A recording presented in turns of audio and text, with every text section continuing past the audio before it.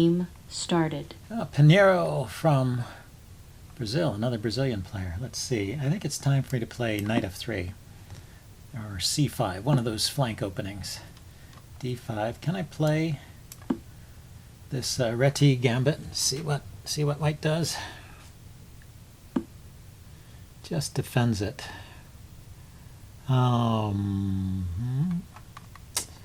Okay. First let's prepare this fianchetto.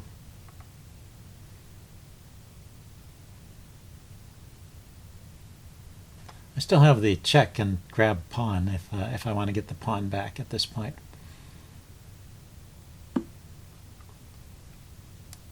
So I'll go ahead and prepare. I have the fianchetto here, and then I have the ability to castle quickly, and then I'm going to play b3. Okay, so he grabs at this point once my bishop is off that diagonal. I could also try and round it up with the knight. I'm not convinced that just sacking the pawn there is so great. So check, you can block with the pawn or the knight.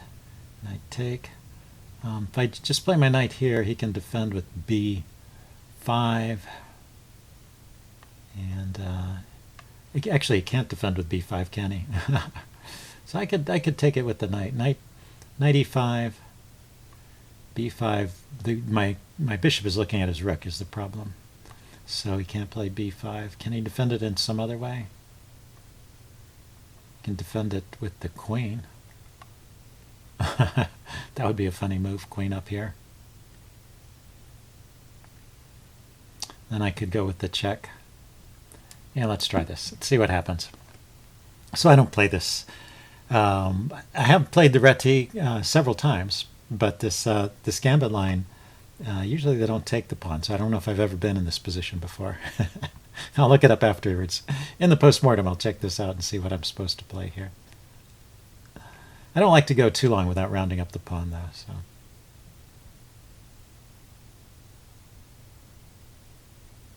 But maybe this knight adventure here is a bit. I mean, I'm taking 3 moves, right, to round up that pawn. Oh, that's interesting. So now queen to d. Queen to d4 here comes with a threat of checkmate. I could castle, and he could defend the pawn. How about if I come in with the check now? Check. And then I take this pawn with the queen so that he can't do any tricks. Okay, so he just goes there defending his bishop, and now I castle. And things have turned out okay, I think. So let's pause here and think a little bit. Is there anything great going on? I can push the d-pawn forward, kick his bishop again. I can just develop with knight c6, knight c3. If I hit his bishop, it'll probably just drop back to d3, and then, well, my knight's well defended there. Yeah, I like that. I like getting that pawn forward, and opens up a line for my bishop. Oh, he didn't go after my knight. He dropped back in this direction. So I'm going to develop my knight and then my bishop. Let's see. As long as he doesn't have some way of exploiting my exposed queen position, I should be okay. So now he's attacking this guy. And if I... Server announcement. let him take, it opens up this diagonal here. I don't like that. So let's go here. Then figure out what to do with the d-pawn. Well, the d-pawn's still protected. I could play pawn to e4 here, right? You know, he might try to get the bishop on this diagonal, but that's not happening right away. But there is this weakness along this diagonal, so care should be taken. I was just thinking that bishop to e3 here might be a way of defending the d-pawn, and I wouldn't want to play that and block in my, wouldn't necessarily want to block in my e-pawn and play it that way. So I play bishop e3 now, he plays knight to g4, I guess. So let's stop the knight g4 thing first, and then I'll play bishop e3, and then I can put my rooks on the c and d files, and things should be pretty good. Yeah, so he's preparing to push the c pawn forward, which is a liberating idea in this position. And let's just keep all my pieces defending. Yeah, I thought he was going to push that c pawn right away. He hasn't done that. So what ideas do I have? I can push my e pawn forward, kick his knight, and then maneuver my knight from c3 to e4 all the way to d6. That's sometimes an interesting idea, although it does give up the d5 square for his knight. His knight can go to d5. Pawn here, knight d5, knight e4. Knight takes bishop again. It's kind of annoying. But it opens up the f file, blunts his bishop, and maybe I get pressure on f7. Well, his bishop is well placed to defend f7. Hard to say. Okay, he's going after my knight. Or maybe he's just looking for a good square for that bishop. Maybe he's preparing, getting the bishop out of the way so I can play b5 and kick my queen.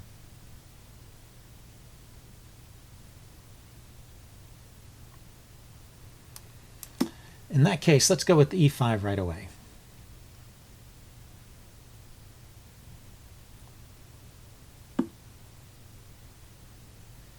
And do I want knight e4 right away? That's the question. I guess I sort of forced myself into it, actually. That is kind of forced because of all the pressure on c3. So he can take my bishop now if he wants it. If he doesn't take it, then I guess I will play these pawns forward, kick that bishop back, or maybe just top the knight in there right away. He takes the bishop. Okay. Still, a3, b4. Okay, so he goes back to guard the d square. Very logical. So why don't I pile up on the f file? He does have the bishop guarding it. That's kind of annoying. Are there other ideas in this position? There's a weak pawn here. There's knight to c5 as well as d6. Let's start by taking a look at the f file, though.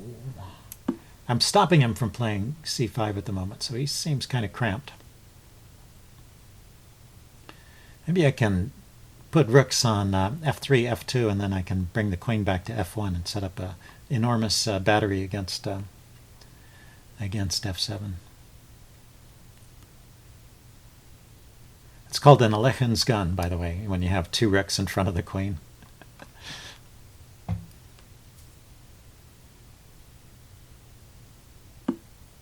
Yeah, so he is preparing c5.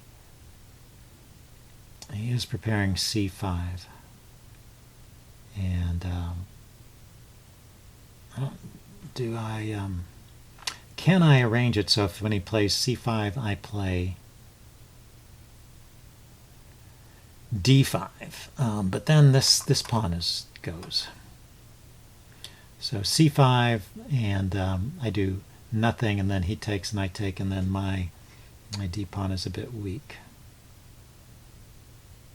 Or c5, and I take, and he takes, I take, and then he grabs this pawn, and there's a pin on the knight here that wins material for him. So c5, kind of an annoying move. Oh, I could maybe I played b4 here, try and extract a penalty for playing c5.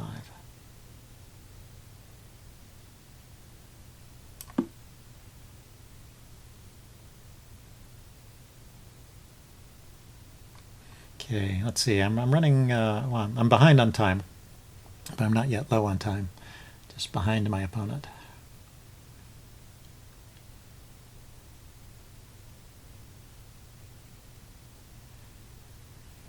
Yep. And let's see, I don't see any great sacrifice ideas on f7 because of the fact that his bishop is defending it. That's kind of a pretty good defender. Like if I sack the rook there, he comes in the bishop. And normally you sacrifice on f7. One idea of sacrificing on f7 is to take on e6 later. But it seems that that's pretty solid. I mean, I could play pawn to h4 and bishop, knight to g5, and then come in here with the knight. Oh, he stops that idea. Okay. Let's. I'm defending the b pawn, and then I'm going to start maneuvering on the f file again, and I'm going to see what he has planned here.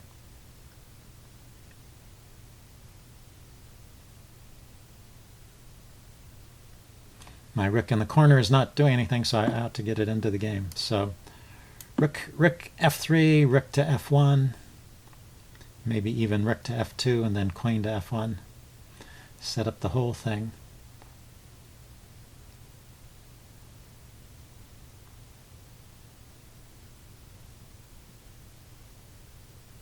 And my light squared bishop, that would be the trick. If I get my light squared bishop into the game somehow. Yeah, maybe I had an idea of doing something on this diagonal.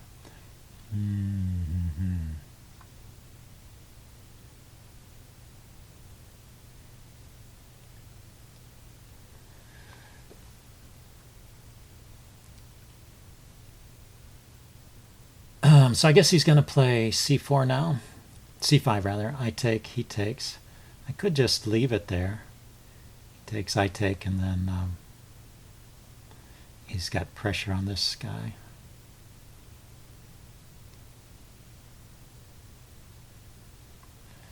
I'm not sure. Server announcement. Pawn here, pawn takes, knight takes. What's wrong with that?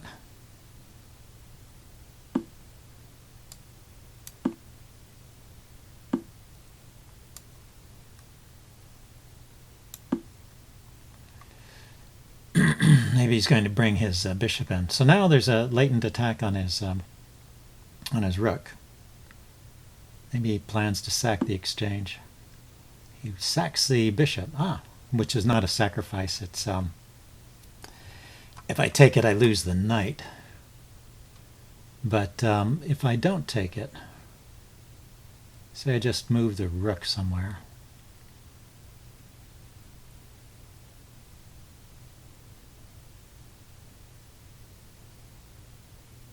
So that I'm hitting his rook, but that leaves this pawn hanging. So rook takes, bishop takes, rook takes, queen takes. That's 2 rooks for a bishop, that's no good. And then bishop takes gives me the exchange back, but nothing else. Yeah, I'm not happy with that.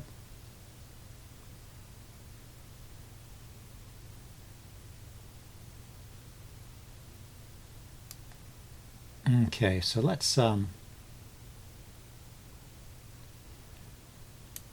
unpin the knight at least. Yeah, got to watch my time too. So he managed to complicate things here.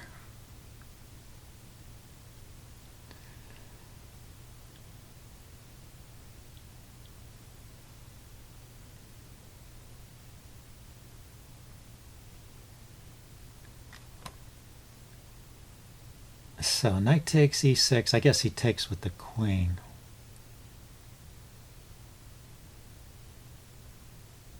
I just keep thinking there ought to be some rook move that's good, just because his rook doesn't have many squares. Well, his bishop is hanging, so he's got to move the bishop now. And unless I can move my rook with tempo, it's not going to accomplish anything.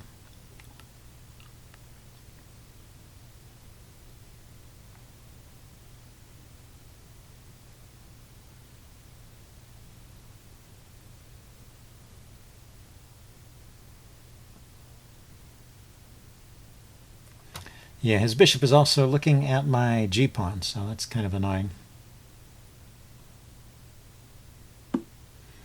And it goes there where it's still looking at my g-pawn. So Knight takes here is a sacrifice that doesn't accomplish anything. It's knight to h6, a6, knight a6. Where's the bishop going? There. Could go to d6.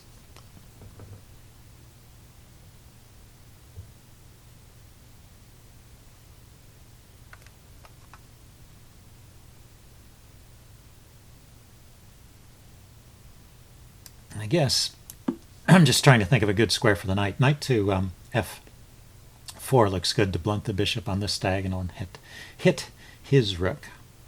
So let's see what he does here. But he did just pick up a pawn through that little maneuver. And hits my queen. Okay, let's drop back.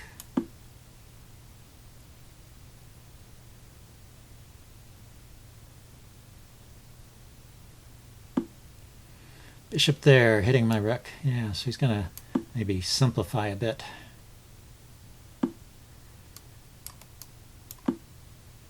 I was thinking he could take on g3 there. So he got his bishop out of jail. Let's see, 1, 2, 3, 4, 5, 1, 2. It's still even. 1, 2, 3, 4, 5, 1, 2, 3, 4, 5. I thought I was down a pawn. What happened? Okay, should I take with the rook? I guess. Guess I should take with the rook. So actually we're still all even, huh?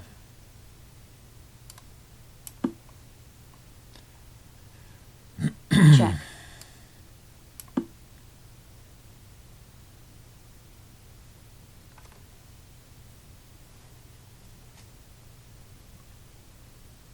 Let's see, if he takes with the rook, I have to take with the king, but the queen could come down.